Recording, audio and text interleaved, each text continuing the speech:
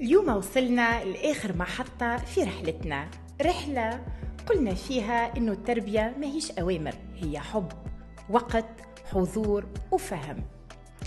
حكينا على الوقت اللي تعديه مع صغيرك، على الثقة بالنفس، على تحمل المسؤولية، على الانضباط، على المشاعر وعلى الإبداع. أكثر حاجة نحب نأكد عليها اليوم، عمرك ما تخاف من تربية صغيرك، أما خاف من العقاب، خاف من الصمت، من التسرع، ومن تجاهل الاحتياجات الحقيقية لصغاركم.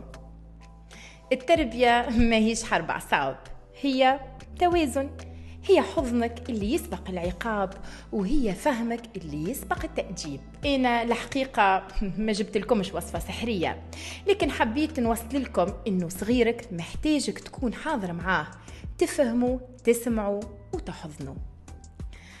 ربي إن شاء الله يحفظ لكم صغاركم ويعطيكم القوة باش تكونوا قد الرسالة، واللي باش تزرعوا اليوم تحصدوا غدوة بإذن الله.